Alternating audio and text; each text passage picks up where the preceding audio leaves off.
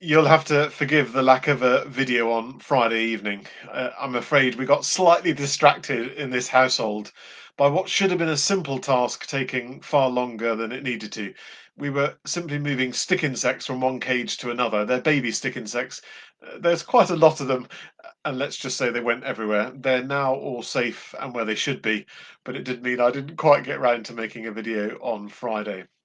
But before we begin looking at prayers of intercession in a series of 5 talks next week, I just wanted to finish off thinking about how we use the body in prayer with one more talk, and that's around silence and stillness. Using the body to be still and to be silent.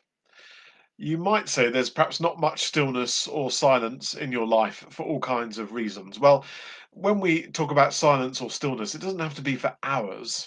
Even a few minutes of silence or stillness can be profound in terms of their impact on our prayer life. And many of us find actually that we need to build it up over a period of time, starting with perhaps a few minutes and building it up. But what we also find is that we really do come to value that time in silence or stillness.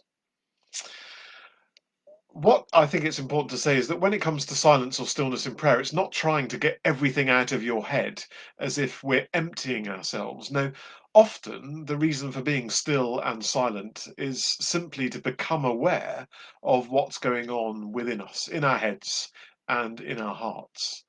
It's to create space for those voices, those things within us which need attention, but which are struggling to find attention in the busyness of life. So don't see silence and stillness as a competition to be kind of empty minded, not a bit of it. In fact, you will find that things bubble up as you're quiet, as you're still. So simply find a place where it works for you, and you may find it helpful to begin a time of silence with some words like, "Be still, my soul." I often find it helpful to use some of the words from morning or evening prayer. So, for example, "The night has passed and the day lies open before us," I find is a wonderful phrase that leads me into prayer in the mornings. Or similarly, praying that this evening may be holy, good, and peaceful before a moment of silence in the evening.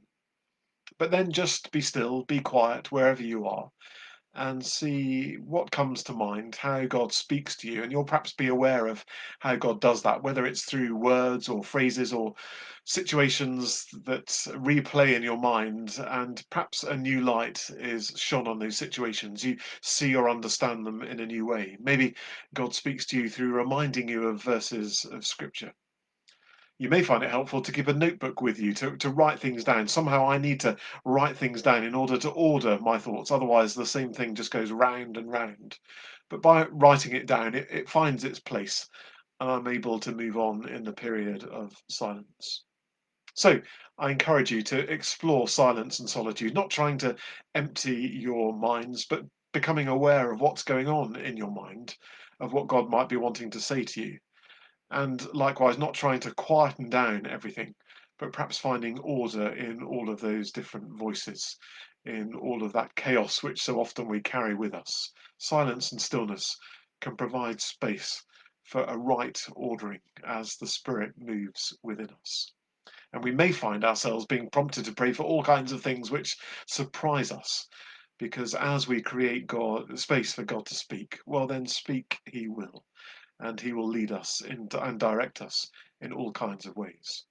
So experiment with silence. You don't need spiritual heroics here. It can just be a few minutes, however much time you have available. But they can become precious moments in the day as we spend time with the God who has created us and who seeks to nourish and to sustain us. Silence and stillness, then, I commend it to you.